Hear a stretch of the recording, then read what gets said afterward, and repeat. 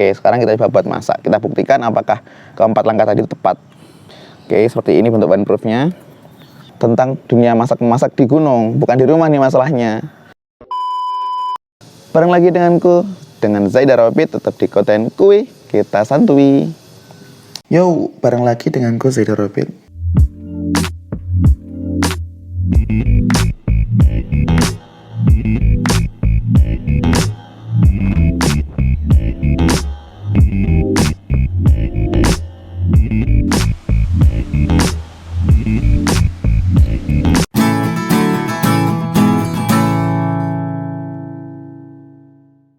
Ya teman-teman, seperti yang sudah dilihat Kuy atau konten Kita Santui kali ini aku akan lebih banyak membahas tentang konten-konten gunung ya. Karena ngelihat beberapa konten kemarin, terima kasih buat teman-teman para subscriber yang udah ngelihat konten-konten gunungnya. Ya kemarin memang lagi rame yang react ya.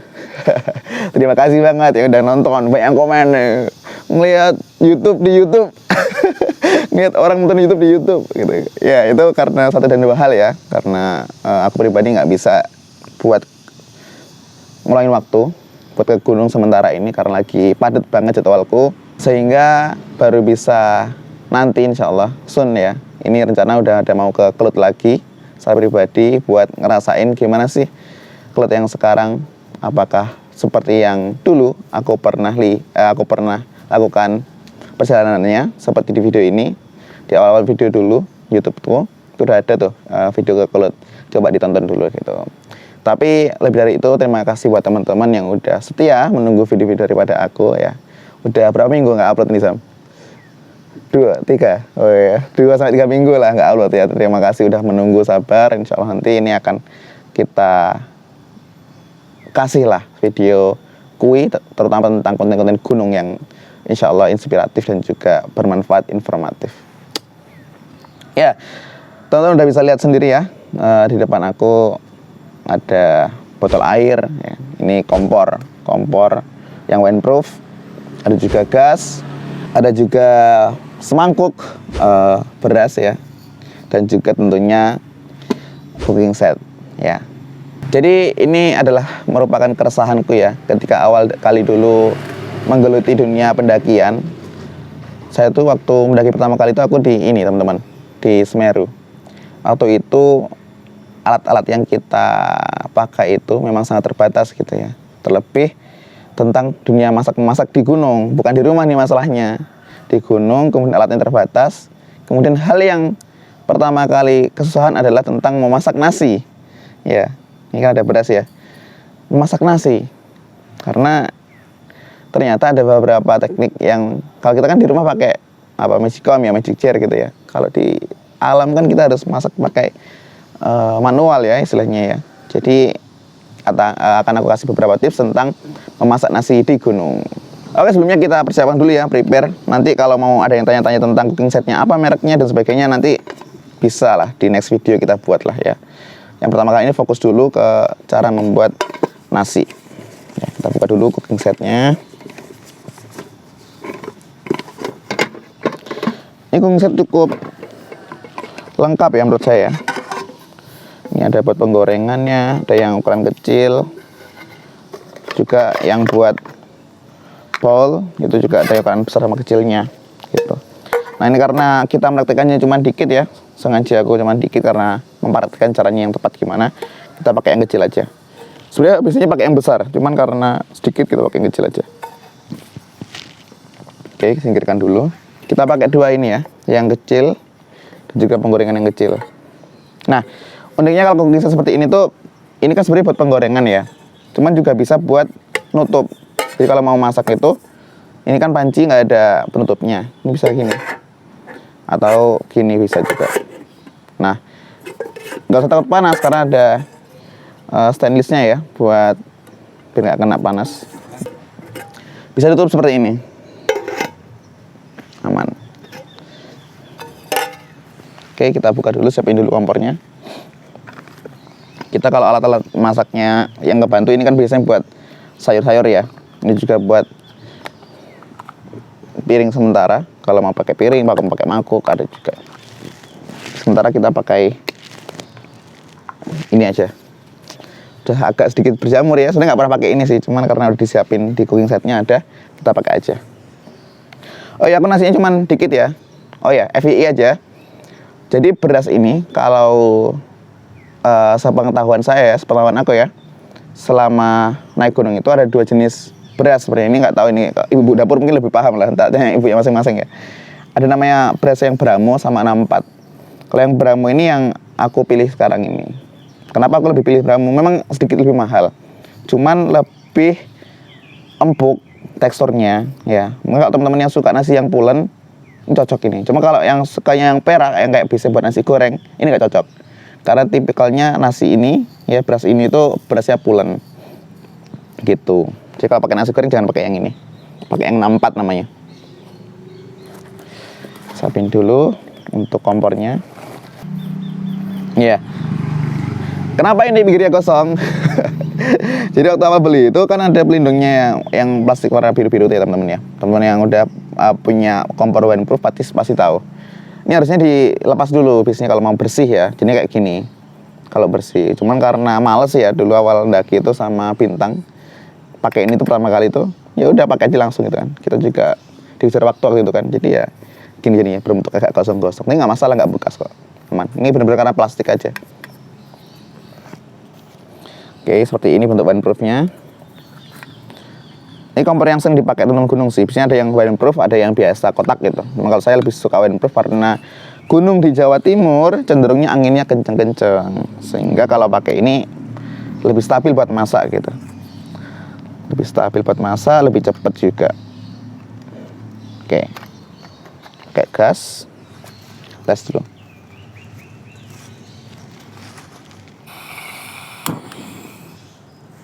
Oke. Ini karena di halaman rumah ya, di taman. Ini agak aman sih kalau kita buka gini. Nah, biasanya kalau di gunung aku pribadi lebih ke nutup gitu, sesuai dengan ukuran di atasnya. Oke, aman. Kita siapin dulu. Jangan lupa setiap awal kali masak nasi, tips pertama adalah dicuci dulu. Ya, kenapa? Karena mungkin keterbatasan daripada perut kita. Kalau ingin aman ya istilahnya nggak mencet sebagainya, ya dicuci dulu kawan-kawan. Cuci dulu. Tips pertama adalah dicuci. Ini bukan tips sih ya, kayaknya udah pengetahuan umum lah ya, dicuci dulu. Cuman ada beberapa temanku yang kadang nggak cuci juga, karena mungkin keterbatasan air ya kadang di gunung tuh. Di pos yang nggak ada airnya, khawatir kekurangan air, nggak dicuci sama teman-teman, biasanya langsung disikat aja. Cuman kalau aku cenderung dicuci, takutnya itu sakit perut. Apalagi kalau kita beli berasnya itu kan kadang kan di bawah ya, sebelum naik gunung kan, entah itu di pasar, di toko gitu. Kadang kan temen tahu sendiri kan kalau beras itu kan di display ya di toko-toko depan tuh, kadang suka dipegang-pegang sama orang kan, kayak gini-gini. Kan jijik ya jadinya. Makanya kalau saya pribadi sih nyuci sih. Jadi nyiapin airnya juga disiapin buat masak tuh berapa. Saya nggak disiapin bahaya. Oke, cukup. Ntar satu lagi.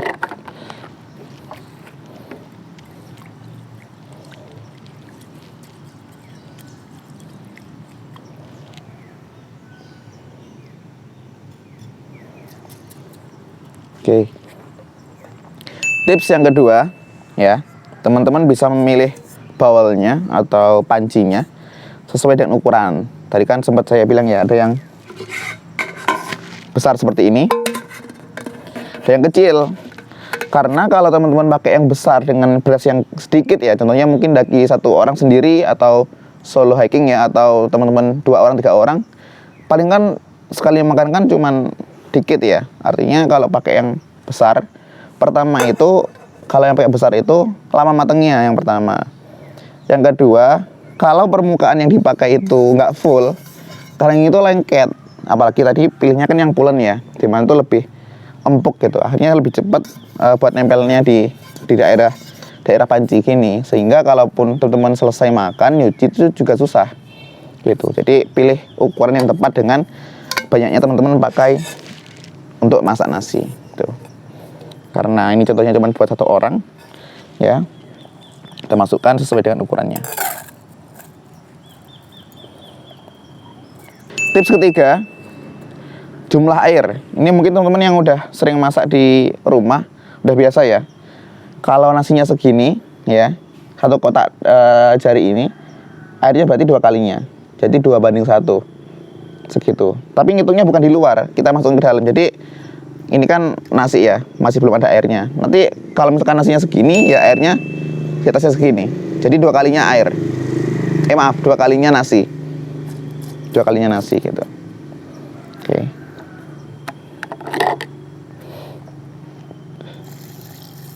Tapi biasanya kalau aku lebihin sih, karena kan tipikal di awal tadi ya, lebih suka yang agak jemek-jemek gitu kalau aku pribadi. Rasanya lebih enak. Kan kita kalau di gunung kadang kan kurang minum air ya, karena air terbatas. Jadinya kalau nasinya itu terlalu kering, itu jadinya ini nggak basah makanannya. Oke, ukur dulu. Kurang.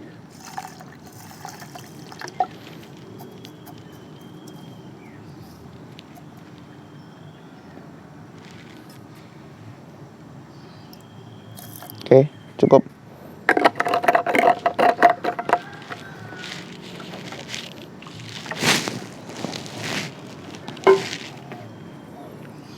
Nah, kalau ini udah bisa dimasak, teman-teman. Nah, ini kalau teman pakai waterproof jangan lupa, lebih baik kalau di gunung ini ditutup aja. Karena pertama lebih aman dari angin, yang kedua itu kalau misalkan teman-teman nggak sengaja nyenggol, ini masih aman ya. Kalau kebuka, apalagi pakai kompor yang kotak itu keseringan tuh biasanya masak air atau masak nasi itu tumpah-tumpah. Kayaknya permukaannya nggak rata ya, cari yang rata permukaannya. Kalau masak nasi itu cukup tricky teman-teman ya. Kadang kan gagal masak teman-teman ya, sering gosong lah apalah. Biasanya karena permukaannya nggak rata, kemudian lupa nutup gitu, kayak gitu tuh. Nah ini trik yang keempat, jangan lupa buat ditutup. Jadi sebuah cerita ya teman-teman.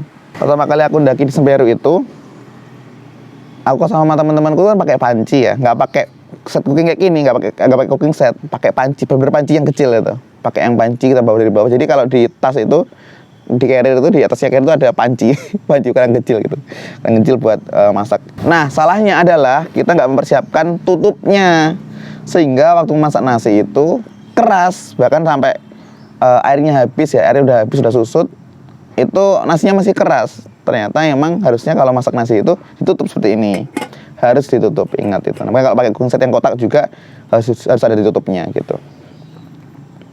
Oke, sekarang kita coba buat masak. Kita buktikan apakah keempat langkah tadi tepat.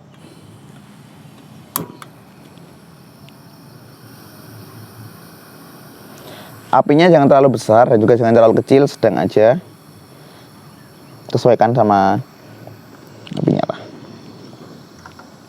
Nah, cepat panasnya. Oke, kita tutup.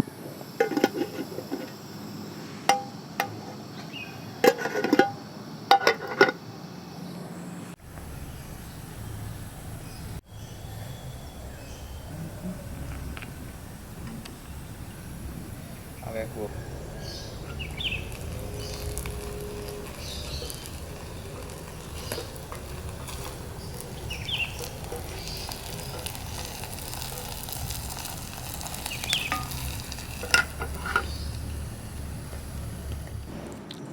Ya, baru aja selesai nasinya.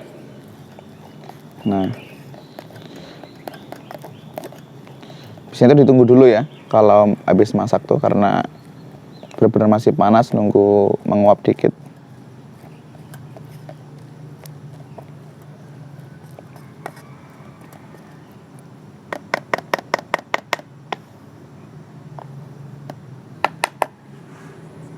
Ya, sementara bisa kayak gini atau bisa kayak gini tadi ya. Kalau mau nutup tuh bebas, udah bisa. Kita pindahkan dulu ke tempat nasi yang nggak besar aja.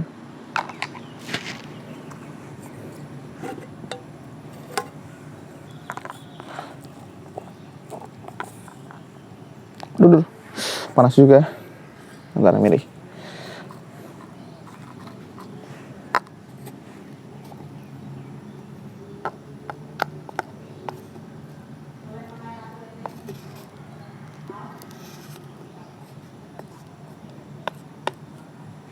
Tuh, pas kan nasinya. porsinya juga pas, airnya juga pas.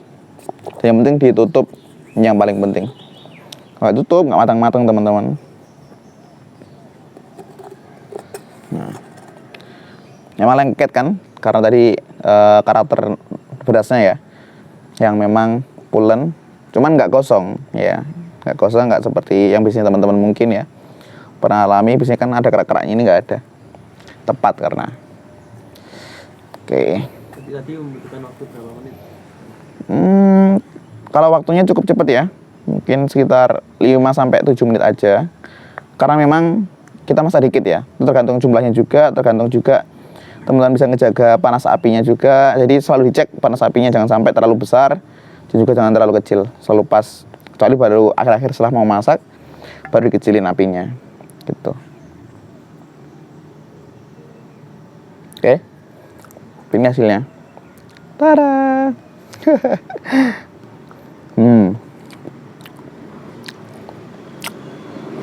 Oh, itulah video kita kali ini, tips tentang memasak nasi di gunung ya.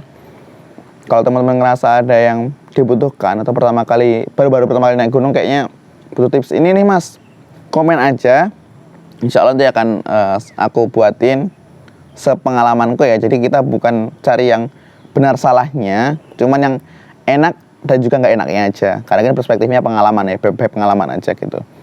Baik, terima kasih. Jangan lupa buat subscribe, selalu share ke teman-temanmu jika dirasa video ini bermanfaat, like, komen ya. Terima kasih udah ngeliat video ini. Terima kasih, bye.